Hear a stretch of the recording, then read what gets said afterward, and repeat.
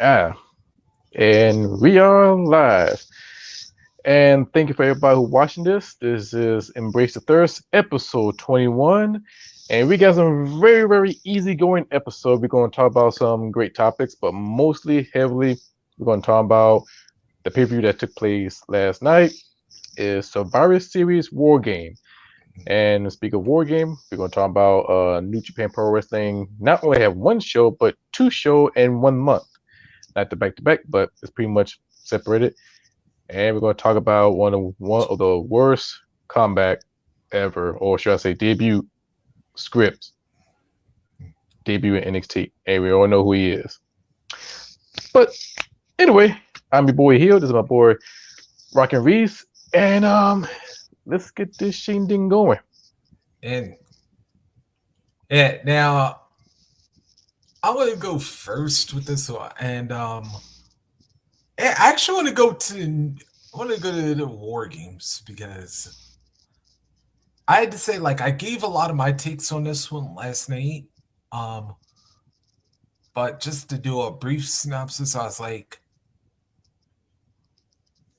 each match kind of had slow starts, but they had great finishes. But yeah, both the War Games matches had pretty good. Match of the night for me was the U.S. title, and of course, yeah, the AJ and Balor also got pretty good, especially I would say this, like even the Judgment Day and the Good Brothers like did their parts for the AJ and Balor match, but mm, I'd say Um, overall it's a good show. go. Okay, I feel like the Survivor Series War Game. It didn't feel like Survivor Series. It's more like Yeah, War Game. It's like WWE War Game yeah. because there's one match I definitely need to talk about that Triple H needed his ass whooped for this one. It's a triple threat match. The match was good. Don't don't get me wrong. The match is great. Um, but Austin Theory is a two-time United States champion. Yeah. When I thought about it, I just processed everything. So I thought to myself, okay, so so you get this man lose Money in the Bank trying to cash in for the mid card title, in which that's the most dumbest thing I've ever seen. Then you got him chasing after the U.S. title, and then turn around and he win the U.S. title. But you still have a problem with the undisputed title, in which you try to pull that title away. Not only that, there were some plans for Austin Theory to cash in the title at Clash at the Castle, but you decided to scrap that. So the end game is have him become the two-time U.S. champion. But on the media, he said Triple H talking about Austin Theory made a comeback. His career died, but he bounced back. I'm like, no, you killed Austin Theory's career, and you just rewarded him because Austin Theory gave a little positive spin on the Twitter at the day after he lost his Money in the Bank briefcase. If he went the other way, he would not be U.S. champion. That title will go to Bobby Lashley. But since Austin Theory put the big boy pants, he had to adjust. His character is good, the whole 9 yards, and he is rewarded. Now the big question is, what's next for Austin Theory? What's next for Seth Rollins? And what next for Bobby Lashley? Because next month we got no pay-per-view. It's just a build up towards the Royal Rumble. And I'm willing to bet, Got 9 weeks to do it. yes, 9 weeks. That's the whole entire month of building, planning, and making ideas. And now Austin Theory is your U.S. champion. Seth Rollins is your no longer U.S. champion. Bobby Lashley, he's chasing. So now, what's next? If it's about the U.S. title, Mustafa Ali is next because he's the one gets ass beat and he deserves chasing at the title. But another match, Finn Balor versus AJ Styles. I wish I could have said it was a good match, but it was underwhelming because it could have been dope, but it felt like it's been shortchanged. Um, it could have been a lot better. It could have been a lot, you know. I was looking for something else. I was looking for something that let the chain off and let these guys go ball to the walls with it, but it felt like it didn't. It felt like I'm watching a expensive version of Raw. Yeah. Good match, but it's like it's missing something. And perhaps that, just like you said, because you compare that to the match they had back at TLC 5 years ago. Mm-hmm. That one had absolutely no build whatsoever, no play because of course AJ was an emergency replacement. But dude, you got two of the best in-ring workers that just like threw a match together on the fly. Yeah, You just that was all you needed to do. Just let them fly, like you said. and if I can't put that as the best match, I really can't put the women match, the SmackDown Women title. We already knew how that match was going to go down. We knew who would win. It was a good match. I would say it was a really good match. But we all knew the outcome, so I'm Yeah, not gonna put too much into that one. but I do gotta say that one spot though. Yeah, where Shotzi like dove to the audience or whatever. I was like, Oh yeah. god. I was like, if those weren't plants right there, I'm like, damn, WWE better hook them fades up with something. That is so planted. That's a minor Triple H, and I'm gonna say it right now, Triple H wanted to be WCW because the way he moved, the way he maneuver, he wanted to be one of those cool kids, and we see it in NXT. And his mindset, I wouldn't say his mindset is like WWE. His mindset is more like 96, 97 WCW and 2016, 2015 NXT. That's his mindset is at, because that's where he giving the vibe from. But it was a good match, very entertaining, but it was a good match. The War Game, the Women War Game, it was okay. Yeah. It Yeah, especially because like the first half was like botch city. Good God Almighty. I And most of it was trying to get the damn weapons in the ring. Yeah, I'm like, okay, the NXT women, perfect. They killed it.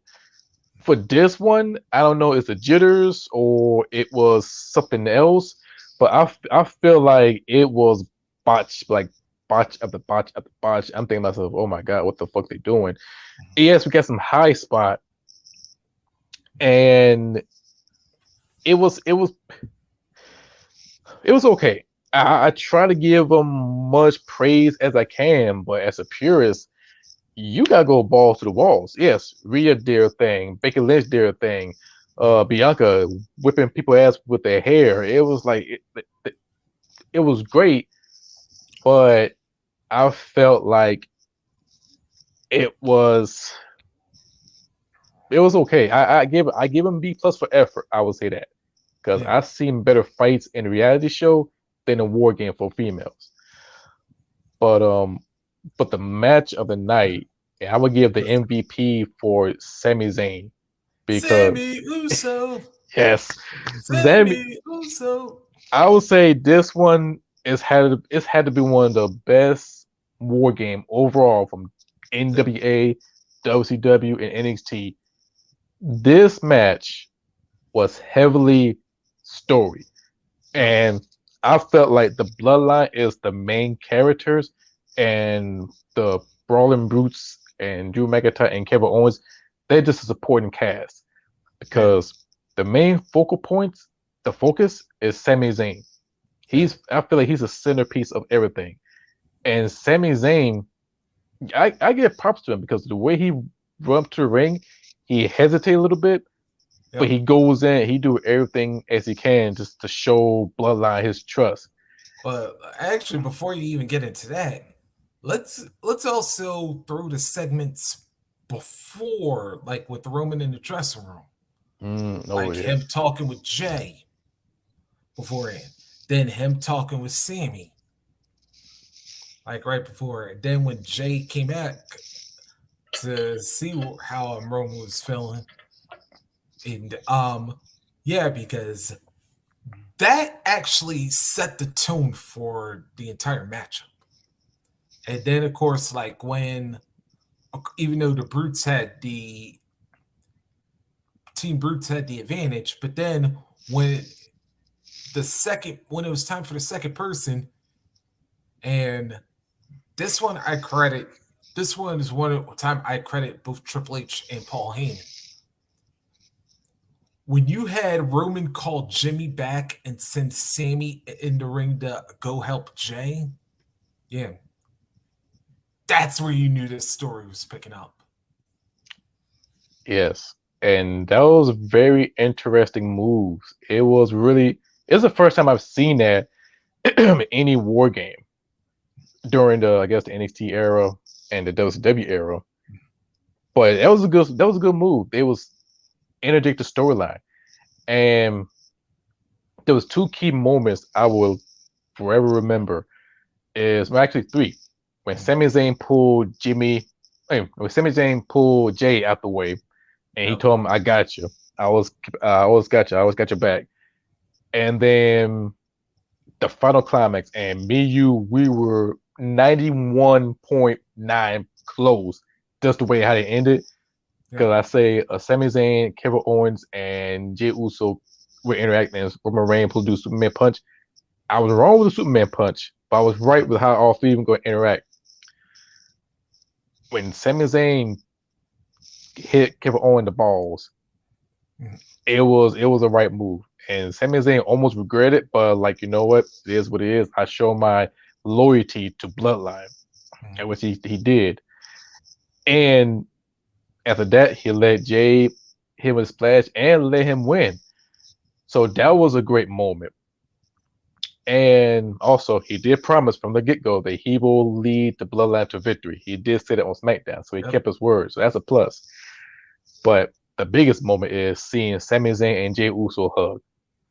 That moment, that was a big popping moment. That was a big, huge moment. Yep. It was almost like I want to compare this to ECW, like Raven, Tommy Dreamer. Yeah. Uh, um, I'm trying to think. Well, it was close to that to ECW moment. It was something like that. It was something like Yeah. similar to that, but just the fans reacted, and yes, Derek, heels were getting cheered, Yeah. and and the bloodlines were get a double turn just for one night. But Roman Reigns embraced it. Everybody embraced it. That was a very heavily story war game, and Yeah. that match I will forever remember. Will I say that was a match of the year candidate? Of course, Yeah. just based on the storyline. And then Go ahead. actually, since you brought up Roman, yeah, let's even go to that. Was like even when Sammy turned right after he low blowed Kevin, he you see, even though Roman was still like kind of recovering from that stunner, yeah, you see Sammy and Roman glance at each other, and then Roman like kind of half glassy eyed, but he still gives like the little nod of approval.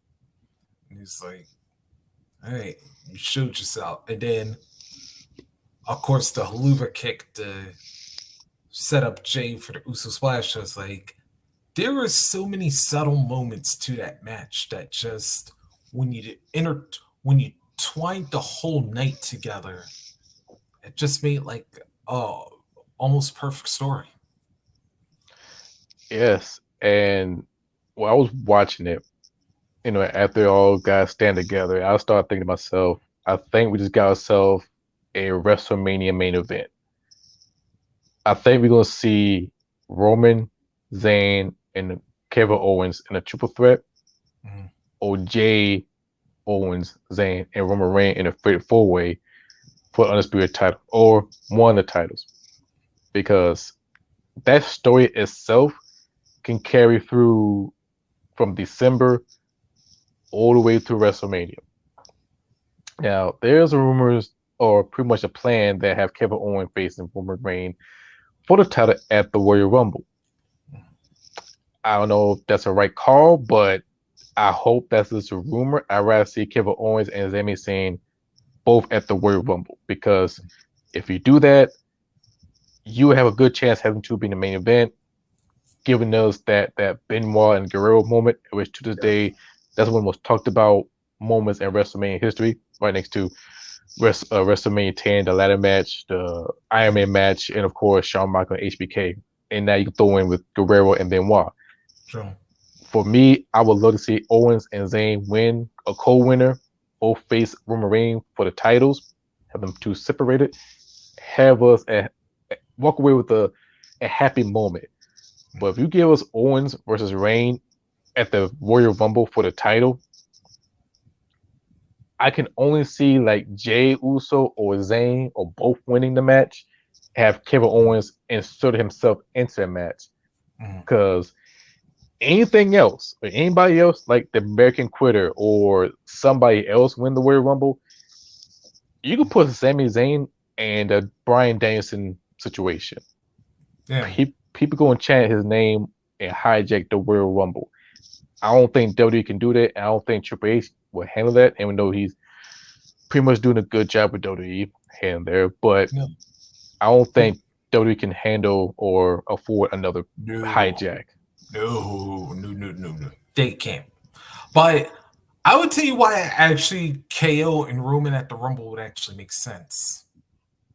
Because what was the one match people said Roman was the closest to losing?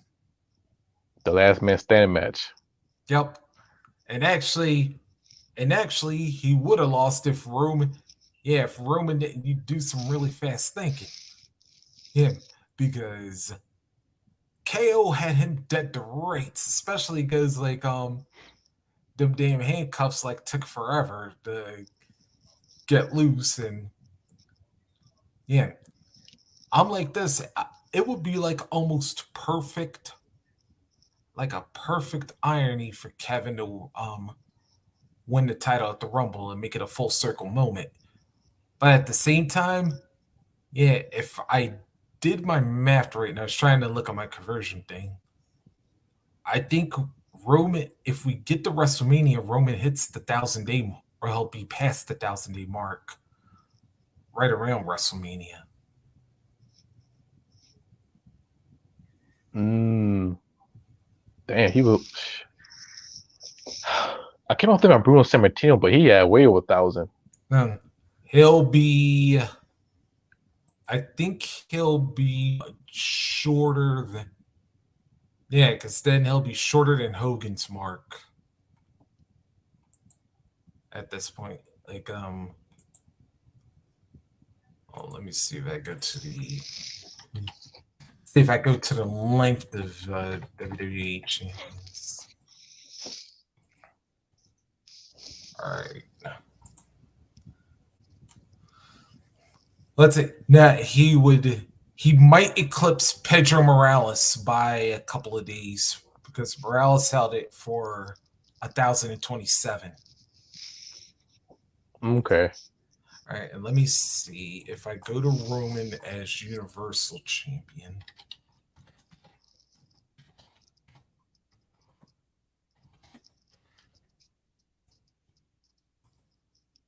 And he won it August 30th, 2020.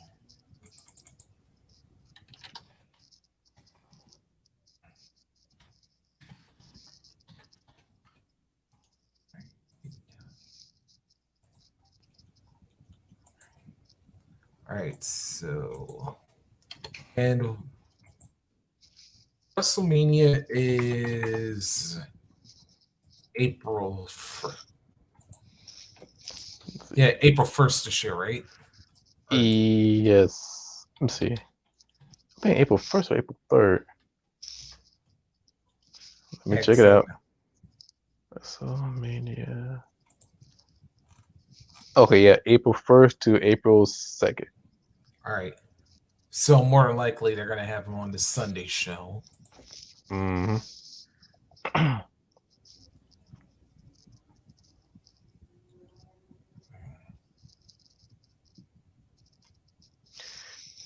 Yeah, and plus, I don't think we'll see The Rock competing again from a ring unless they turn up the heat with that. Um, unless they turn up the heat with the storyline, but Dwayne Johnson and Roman Reigns story have been died down for a hot minute. Unless The Rock made a shocking appearance at the Royal Rumble, in which I doubt it.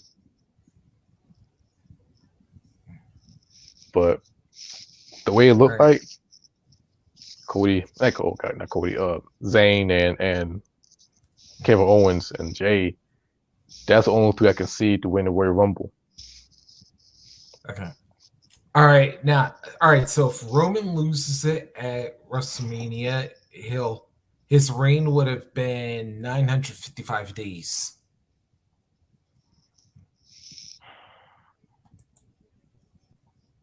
Yeah.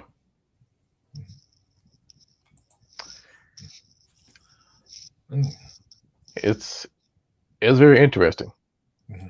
and I think he could lose to at WrestleMania. It depends Okay. who's gonna be in it. I say this it's gonna be Zayn, Owens, and Jay, and I feel like Yeah. Jay Uso is the Owen Hart of the whole bloodline. Why I say that he's more like the late version of the Hart Foundation towards the Yeah. Black Heart, and Jimmy Yeah. more like the Owen Hart, the Kings of Heart, because he's more charismatic, more funny, more real like. So that's what I compare them to. They're both like the Owen Hearts, That's, and I guess Solo kind of like the British the Bulldog. yeah. I kind of see that. I can actually see that analogy. But yeah. But speaking of like major events, let's talk Wrestle Kingdom. Yes, it just announced how long it was. Couple days back in Thanksgiving. They will announce they have not one but two shows. So we got a first show at Tokyo Dome, and then you have a third night at Yokohama, and I guess they have a crossover with Pro Wrestling Noah. Mhm. So it's gonna be very interesting to see how this is gonna play. I'm still very excited about it. Also, at the same time, I'm very hype about it to see the Great Muda, competing in the ring for one last time before he competes the last match at Pro Wrestling Noah. So it's gonna be really, really good.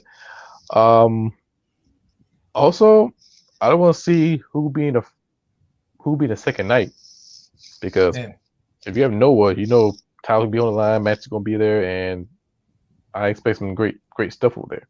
yeah, yeah, just for the record, the date of the second night of Wrestle Kingdom will be January 21st, which will actually be the Saturday before the Royal Rumble.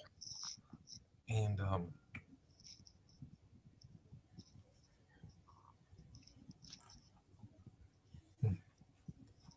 Mm-hmm. and yeah, and then just to give everybody, in case they are unfamiliar with the if they're unfamiliar with the current Wrestle Kingdom card as it is right now, we have 5 matches set, all championship matches.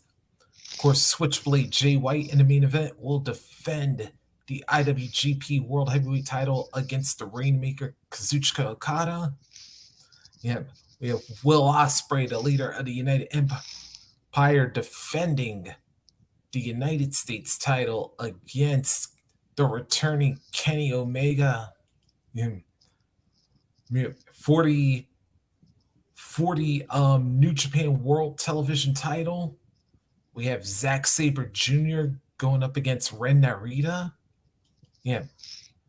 For the IWGP Women's title, Kyrie will defend against Tam Nakano. And then in a four-way match for the junior heavyweight title, Taiji Ishimori will defend against El Desperado, Master Wato, and Hiromu Takahashi. And yeah, it's already a stacked card already, and I can't say which match I'm looking for because I think the card still haven't Right. received full event yet. I think they probably announce it around next month like they always do. Yeah, because especially with both the tag leagues going on right now. hmm And what else? Of course, Carl Anderson, and I Yeah. hope to God he lose that damn never overweight title. Like Yeah. that's some bullshit on that part. He should lose that title and give it to Hikuleo or somebody else because I know Hikuleo is tired away for him to come back. Yeah. But Jay Lethal versus Okada, I'm looking forward for that one. And of course, my boy Will Ospreay against Kenny Omega for the IWGP United States Heavyweight Championship, in which we all, see that coming miles away. But it's gonna be a one hell of a match because I know he can catch up with Ospreay. Um, I'm wondering why there's two Wrestle Kingdom in weeks later. Um, I guess Kenjamoto having a show at Pro with Noah. I guess they try to spread out just a little bit because I Yeah. know last year they do like back to back nights like WrestleMania, but for Yeah. this one they try to spread it out. And I think this one they don't have no New Year dash like they traditionally do. So Yeah, because actually I'm trying to go on New Japan's. Yeah, because that's actually. Oh no, they actually are. No, New Year's Dash is still happening. oh okay, but yeah they keep separate. But I'm still surprised they do that. But I wish they would stick with the 2 night thing and just keep that tradition going. But they try to switch up a little bit. But I know that show is going to be great because Wrestle Kingdom never disappoint me. I don't think. But yeah, it's going to be really really great. Um, try to see anything else. But yeah, Wrestle Kingdom have 2 nights, and pretty much New Japan going to kill it. Now, So for this next one, I want to need you to handle the next part because I did not get a chance to actually catch scripts in action. okay, so on NXT they debuted this superstar Scripps. They've been promote the hell out of it. They promote it. They promote. They promote. They promote. The night when he debuted. So everybody wondering who this person is, myself, and the moment he came through is a black wrestler with dreadlocks, the mask on his face, like Acyclical from AEW. I'm like, okay, this is pretty much interesting. This how I know who he is. The moment he the moment he jumped through this rope so clean, I'm saying to myself, the only person who did that so well is Reggie or Reginald from WWE, who is a former multiple time 24/7 champion. Yeah. So Turner found out is Reggie. And this how I know this debut was trash. When the fans start recognize your move and recognize who you are through the mask, they're all chatting this man named Reggie. Um, The yeah, it was the match was good, but the debut was trash. The outfit was a little bit oof, but he did his thing, and the move, everything else, we knew it was Reggie. And I feel like why bring him as a new character in which you should keep him as the same character as Reggie to NXT? Different gear, different theme music, cool. I'm okay with that. They did with Apollo Crews. I wish they did the same thing with Reggie. I feel like his character is going to die in a matter of months because the fans already figured it out, and they're going to chant this man named Reggie. And I feel like that's a piss poor move on NXT and Shawn Michaels. yeah. As a matter of fact, actually, I'm like kind of watching it here on the side. Yeah, I just figured it out from the. Yeah, because you know what else? Because remember how he always used to do the little cart the like no-handed cartwheel, and then with the little half turn to it. Yeah. Hmm. As soon as he started doing that, I was like, "Oh, there's your giveaway." And then, of course, doing the entrance because like he always used to, yeah. Even though they still hot, even though the trampoline was a little noticeable, even though the camera never showed it, but still. No, that's a dead giveaway. But I'm not knocking him for his wrestle. I know he can wrestle, but if you can do that move and everything else, the fans are gonna shit on it, and the fans gonna keep on talking about it. So with that, I think the fans gonna keep on naming it, and sooner or later they're gonna have to figure it out because this is NXT. This is under Shawn Michael regime. So it's really really something. Um, Yeah. Yeah, I was about to say this was kind of like, oh, since you mentioned Owen Hart, this is like kind of like when, yeah, even when the first time like the Blue Blazer first came out, and it was like, dude, everybody knew it was Owen. Even like, even like people in the '80s who like saw him up in Stampede or Japan, even they knew it was Owen, and because it was like, who else did a backflip off the top rope around that point in time? And yeah. it was only him and Sean, and well, Sean we clearly see, yeah, it's with Marty, so that eliminates that. So process of elimination. Well, but Blue Blazer, it was more of a, I guess, a storyline, and it was very entertaining. Everybody know Oh, who oh Owen no, I'm is. not going about it like in the '90s version. Oh, I'm Oh, the talking earlier. about, yeah, I was talking about like when, yeah, like back in the '80s. And I was like, Oh, yeah, because I was like, hell, even if you saw Owen, damn, who would he have wrestled in the '80s though? Yeah, you would have probably saw. Yeah, you would probably saw him Japan fighting Hase or Liger or somebody, and like just when Liger started coming out to the, yeah, when he started doing it in the Jushin Liger costume. Yeah, if you would have saw Owen wrestle then, you would have even figured it out. hmm. But I Yep. do gotta say, like, hey, I was about to say, but in fairness, though, there have been times fans did get behind characters even when they did. Because hell, look at Bray Wyatt. Remember his very first match? What were they chanting? Oh Lord, Husky Harris. Right. I mean, okay, we were talking about debut with a new character. Yeah, that's a good example. Husky Harris. Oh, I mean, oh Lord, Bray Wyatt. When we see Husky Harris part of the Nexus, we gotta remember that's our earlier days of NXT. Like they were like contests, do Yeah. like all these challenge, and we see Husky Harris. We didn't, gel with him because he was still fresh. He's a fresh talent with no character. He's kind of like stage one. But when NXT got their foot set and got the wrestling show, got their own development brand, and we see him reintroduced as Bray Wyatt, everybody know it was Husky Harris, but like I would say 60% of the fans like, okay, we know who he is, but we'll give that character a chance. Meanwhile, we see other fans still being disrespectful a little bit, start chatting Husky Harris.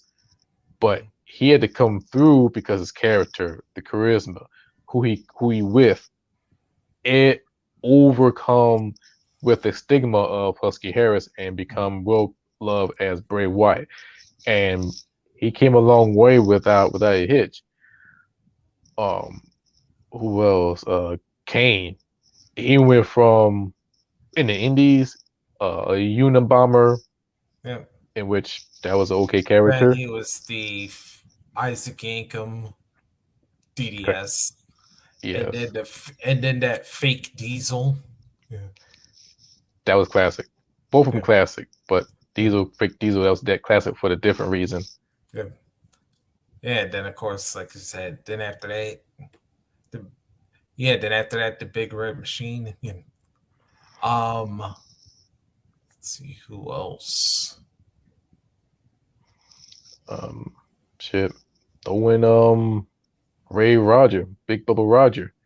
Oh When yeah, when WCW, he was the Guardian Angel, yeah, and then no, let's take it back. He was a big boss man. yeah, in the WWF. Yeah, Then with the WCW, he would become the Guardian Angel.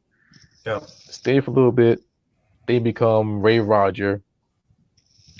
yeah, Come back as the security version of the Big Boss Man, and his character pretty much uh evolved, but the fans still respect him and love him. And he had a good run. Former hardcore champ, tag team champs.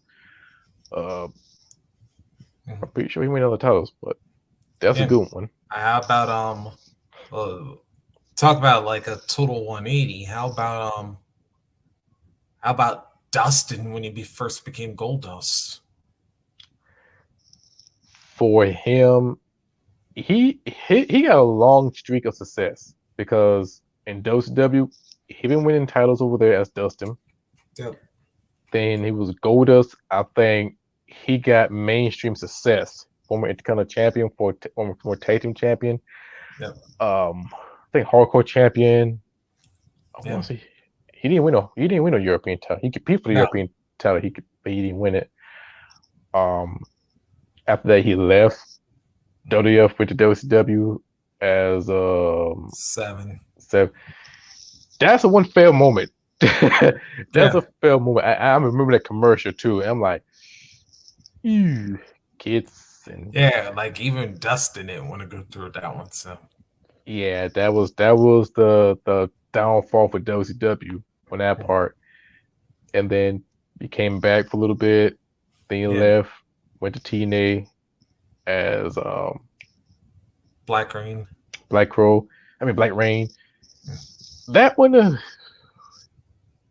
has some ups and downs, but his great calling, come back to WWE for a little bit, winning titles with his brother. yeah, Has great moments. After that, went to AEW, still kicking it. yeah. So his character and his range was ups and downs, but mostly ups than more than downs. Mm. Let's see who else. Yeah, I know there's some like obvious names that we're thinking of, but oh hell, how about Austin? Steve Stone Cold Steve Austin. Let me take it back. Stunning Steve Austin Yep, to I the guess superstar. Yeah, yeah, superstar which Steve Austin to extreme Steve Austin, the ringmaster, yeah, um, to Stone Cold Steve Austin, what we see today. I yep, mean, I would say he got some good character evolution. Um, Funny part, ringmaster. Originally, it was supposed to go to Chris Benoit because there was a picture out there. Chris Benoit was wearing a zebra pants and he was walking with Ted DiBiase like a dark show, and he's supposed to be a ringmaster, but they replaced him with Stone Cold Steve Austin, and history was made. But that's one of what if. But yeah, Steve Austin. I mean, you could pick out his great moments, and all of them look great. Like for me, his great moments is have to be the earlier Attitude Era Stone Cold Steve Austin when he was feuding with Bret Hart, and he was working his way up, become the main event guy. That was a great moment. Um, Hollywood Blonde, when he was a great tag team with the late great Brian Pillman. mhm. Hell, even if he was part of the Dangerous Alliance, you could pick out any moments and pretty much you enjoy all of them, and that's not one bad moment. and then let's see.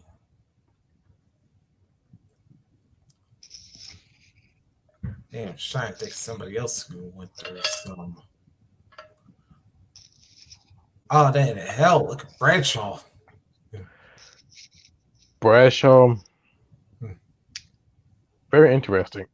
From the one half of the Blackjack, Yeah. to being part of Apocalypse with the being the part Apocalypse tag team with Farouk, And being part of the the Ministry of ministry. Dark, Yeah.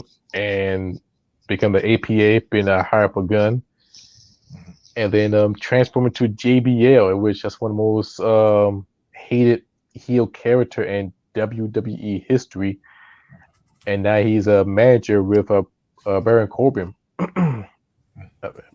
His character is very entertaining. I like him. He was the APA, and also I like he was a hardcore Bradshaw when he got his own hardcore title. Again, That was the best Bradshaw I've seen from him. So good run. yeah, it just goes to show, like, sometimes that, yeah, character development always goes through. It's like, yeah, some things work, others like kind of flop or whatever. But when you find your niche, the people are gonna ride with you because let's see, remember John Cena even, because going from the prototype to the Doctor Thugonomics to Neil. Yeah, his character, his character almost didn't make it if he didn't rap in front of Stephanie McMahon, Yeah, because it's only taking one moment to have your character blossom, and I'm so happy like we could see him as a Dr. Thugonomics. Um, that character skyrocketed him to popularity beyond pro wrestling, like even through media. He was carrying the WWE Championship through, Fox uh, Teens Award and yeah. being from the magazine. Got his own hip hop album. Got even, and then later,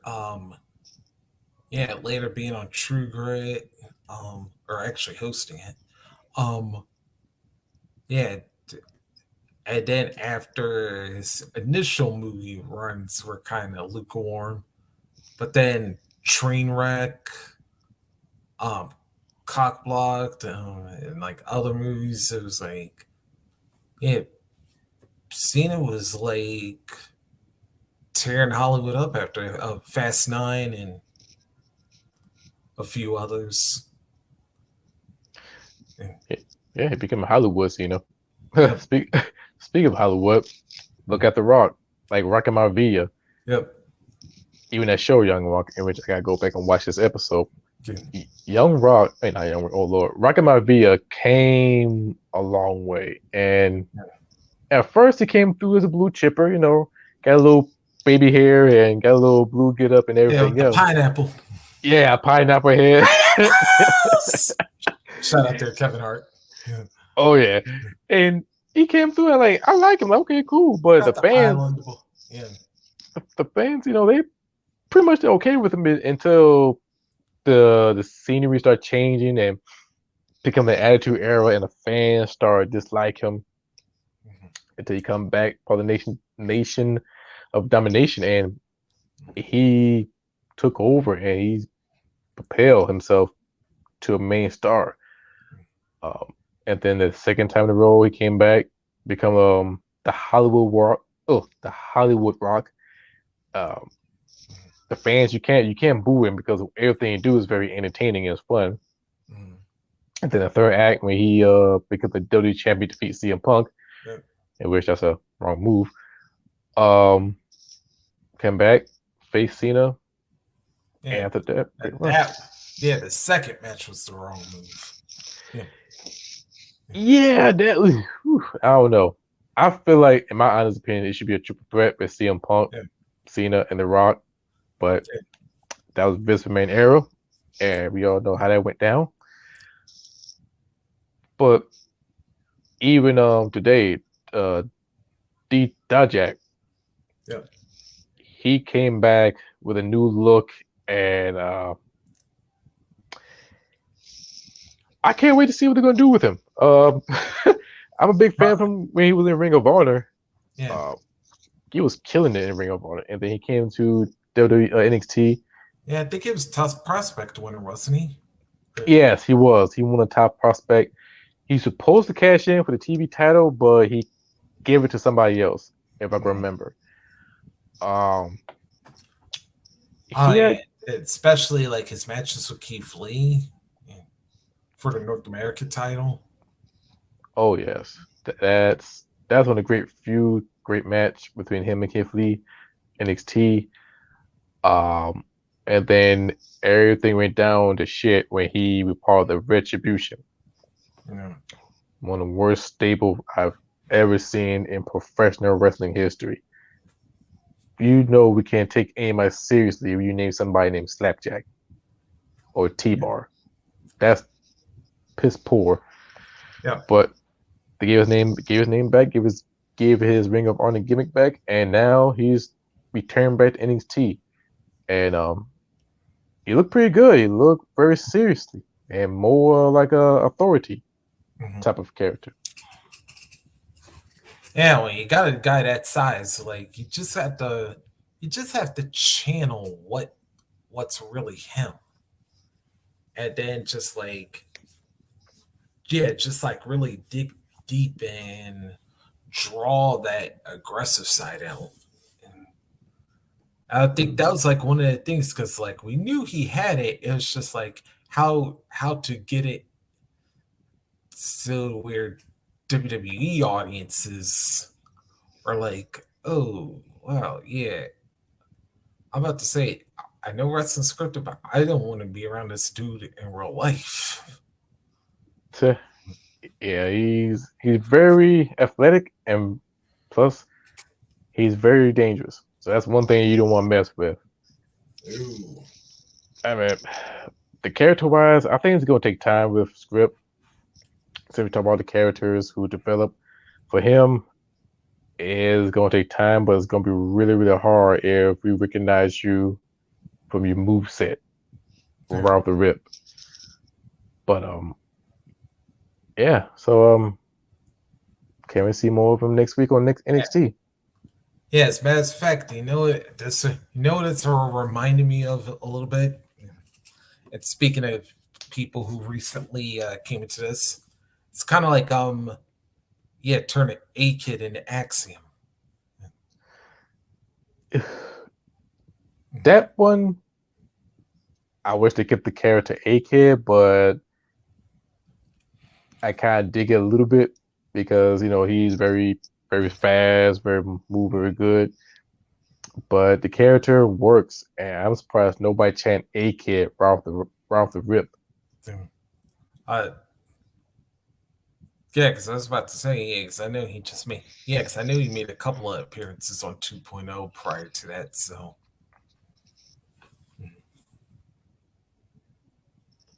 Hell, even let's keep like people who haven't really changed characters, only just like changed names because something that was infamous in WWE lore. I think right now, like JD McDonough becoming or yeah, Jordan Devlin becoming Yeah, JD McDonough. Yeah, yeah. When they change that name, I'm thinking to myself, what the hell they doing? Like, just keep the name simple, Jordan Devlin. I like him, but once the character name is changed, his persona changed a little bit. He's more, how can I say, more cerebral, more yeah, sadistic. He will break your bones, like literally break your bones. So mm, that was more matching, more fitted for him. yeah. And then let's see, who's somebody else that did? Oh, and then one. All right, this one is like one of my WCW unforgivables. When they took when they took Paul Orndorff and like dropped the name from him, just only kept him as Mr. Wonder and that god awful theme song. Oh shit. Um, I remember that one. I've seen the clip. I seen it. I watched that one of those WCW shows. I think it was either Fall Brawl or yeah, I knew he had a on the main event like right before Halloween Havoc. Yeah. But I know like they always he used to have it a lot on Saturday nights and Nitro. But Yeah, that one was just, even though, like I said, they really didn't. Yeah, all they really did was just like have him be like a little bit of a narcissist. But other than that was about the only real change they did to him. But still, I'm trying to think what's the other name. Hell, Chris Benoit. They never changed the man's name, but well, I'll tell you that character was still the same a little bit through and through. yeah, just only the nicknames for Benoit changed. Well, Yeah, the Rabbit Wolverine, the Canadian Crippler, the Crippler. yeah. Um, who else? Oh well, Jarrett. Jeff Jarrett is the best. Like everywhere you go, he can switch up a little bit. Like from the country singer Yep. to Don't Piss Me Off Jeff Jarrett, which is my favorite one. Of course, the Four Horsemen Jarrett for a little bit. The King of the Mountain. King of the Mountain. The Chosen One. The Chosen One, when he become the World Heavyweight Champion for WCW. Yeah. Listen here, Slapnuts. Yeah, that was a really, really good one. Who else? Ooh, King Mabel. Yeah. King Mabel got the best character. His name might be changed from Mabel to King Mabel. Yep. After that, Ventura. You're the king. Ventura, then Big Daddy V. Yeah. And that was about it, but his character's personas kind of switched a little bit. But how about Alex Wright? Oh my God, I think that's the one may take the cake because he was like the dancing guy. Yeah. And did a 180 become Berlin. And then he reverted back to Alex Wright and become the tag team partner with Disco Inferno with the Boogie Knights, which they won a tag team title. Yeah. But I was thinking, like, the whole thing with Alex was like, he had a great character, but unfortunately, WCW didn't know how to utilize it correctly. And not to mention, plus they also had to start and stop the pushes because Alex wearing that trench coat had the colors Columbine wind up having it when they originally wanted to debut Alex. Oh yeah. Yeah, that was really unfortunate, and that was a weird time from WCW. Well, a lot of times were weird for them, especially like in the late '99, early 2000s. Actually, all the 2000s. Oof. Jesus, that was an odd time for WCW. Shit, the Sandman. Like, look at that character. The name's still the same, but until he went to WCW, Hardcore Hawk. There's so many stories with him, and from being a surfer dude to wearing the Zumba pants, whooping people ass with the candlestick, to the beer swinging one, to WCW Hardcore Hawk. That was the weirdest time for him. The weirdest time for WCW because they was picking up ECW, bringing over WCW, and just changing his character, changing up the names. But Hawk is the most noticeable one. And then after he went back to ECW, went back to being the Sandman. Yeah. Also, damn, I just had somebody in mind right now, and I can think of them. Oh, Just Incredible. Ooh, Aldo Montoya. Yeah. To Just Incredible with his crew in earlier days, ECW. Yeah. To the Impact player, Just Incredible. Yep. Then the ECW champion, just incredible. That's my favorite one. And of course, he went to WWF. He was lost in the shuffle, just Oh incredible. yeah, yeah, yeah. Especially after X Factor fell apart. Yeah, the X Factor, that was, I would consider him one of, I can't say that's the worst stable. It could have been good, but it has potential. Yeah, Um, yeah. Even though, like, yeah, because that's what X Pac was having his nuclear heat. yeah, that's that go away heat right there with X Pac Yeah, deserving. Um, ooh, Albert. yeah, We know him as John Bernard. yeah. Then he come back as Tensai. I swear to God, Tensai character, it could have been different Mm-hmm. because he came in from Japan, and I never forget the promo when you saw the Tensai commercial. I'm like, damn, who's he? Like, this is gonna be interesting. Mm-hmm. And they showed another commercial of Tensai. We see him with a red tattoo. I'm like, like, wait a minute, I know that tattoo. That's John Bernard. Mm-hmm. The movie came out, he get the red suit. He got Japanese women. He got the flower girls. I'm saying to myself like, why come back as Lord Tensai and which he should come as Giant Bernard? And he could come up with the Japanese wrestling T-shirt, just a trunk and a knee pad. Keep it traditional and keep it normal. The fans know who he is, but the name of Tensai, that's like really fake, to be honest. But and then he become the hip hop hippo, and Yeah. that was it. Oh Lord, yeah, yeah. I forgot he and Scotty teamed up briefly. Yes, him, Scotty, and also Brodus Clay. Yep.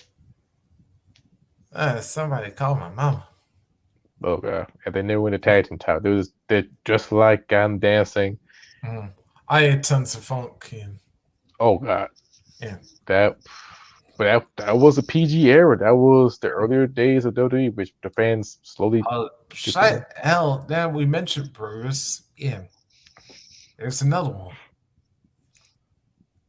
because it went from Del Rio's body. Well, it actually went from one of the NXT seasons to Brutus's Albert Del Rio's bodyguard. Then, of course, the Funksaurus, and now the NWA World's Champion. Tyrus. Yep. He got good entertaining career. I will say, mostly dancing. Um, he could have been a champion at WWE. Could have, but WWE they kind of like dropped the ball on him, and Tyrus went elsewhere, went to Impact Wrestling, did his thing over there, and then once he left Impact, went on to do his thing in NWA, become the TV champion, do his thing for Fox News. Now he's one of the guys who held the 10 pound of gold, the World Heavyweight Championship. So his career is pretty good. Um, there's a long list of names I could think of. Um, ooh, Mick Foley. Yeah, from Cactus Jack to Mankind to Do Love. Hell, when he was just like a straight jobber, he was also Jack Foley. Jack Foley. Yeah, they they messed with that man name up, but yeah, his career is wonderful, bloody and violent, but his career is wonderful. Like Hmm. you can go wrong one or three. Like all three won a title. If you think about it, like Mankind tag team champion and world tag team champion, WWF champion, hardcore champion, Do Love tag team champion, Cactus Jack tag team champion. But you look at ECW and WCW, Cactus Jack have been main eventing ECW, winning titles from Japan and WCW. He had more careers. Mankind, he had more moments. Um, Mick Foley, he was a former TNA World Champion, defeating Sting. Yep. Yeah, Lockdown. Yes, one of those great pay-per-views. Yep. Hell, actually, Sting would be another one. Yeah, because if you remember, like with the Blade Runners, yeah, and yeah, and folks, if you saw him back in the day, yeah, you were one of the few to actually remember that the Ultimate Warrior had short hair. Mm-hmm. Yeah, and I'm not talking about that pixie cut he came back with after WrestleMania 8. Not that. But Oh god.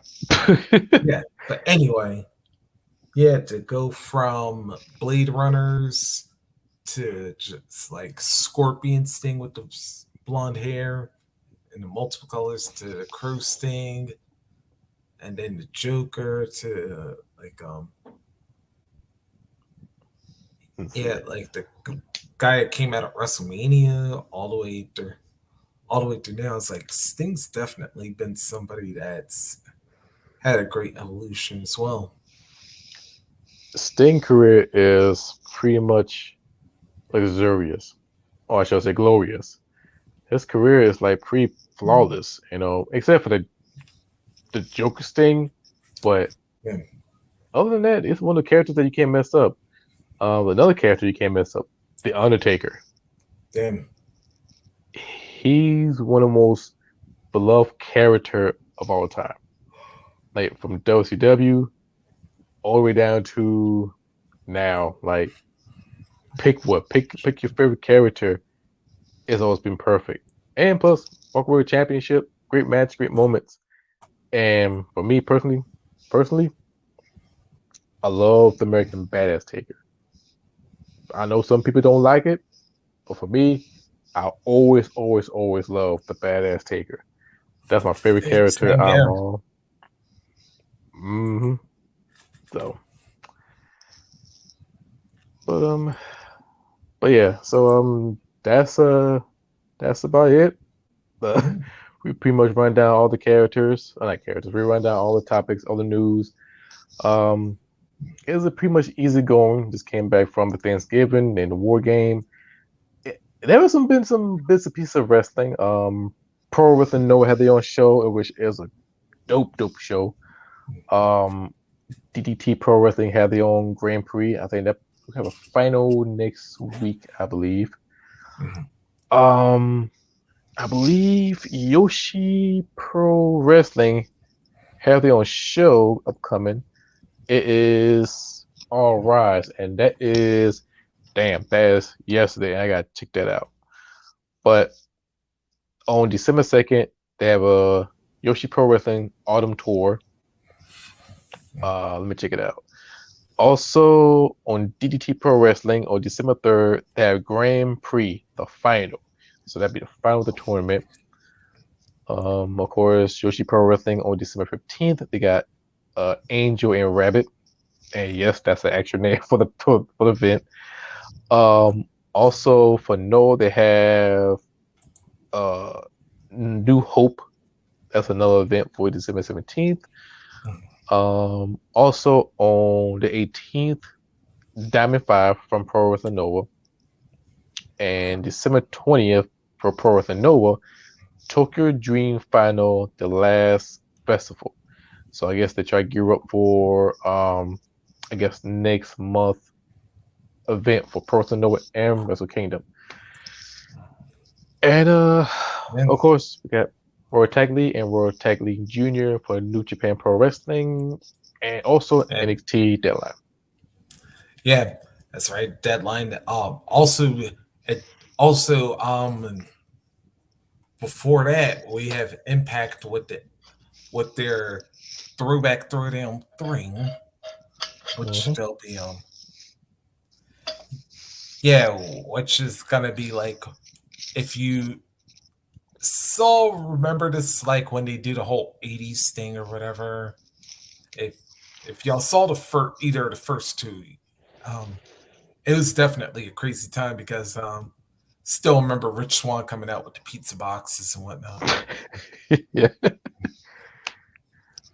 By the way, that'll be on the December 2nd episode on Impact. You can catch that on Impact Plus. And then the following weekend they'll be taping for Impact Winter Warfare, and and then they'll be starting to lead up to Hard to Kill, which will be Friday, January 13th, live from Hotlanta. Yes. It'll be exclusively on pay-per-view. Um, then they're gonna have a New Year's Revolution the following week on the 20th. That should be, but yeah, do not know if that's going to be on pay-per-view or not, but it should be.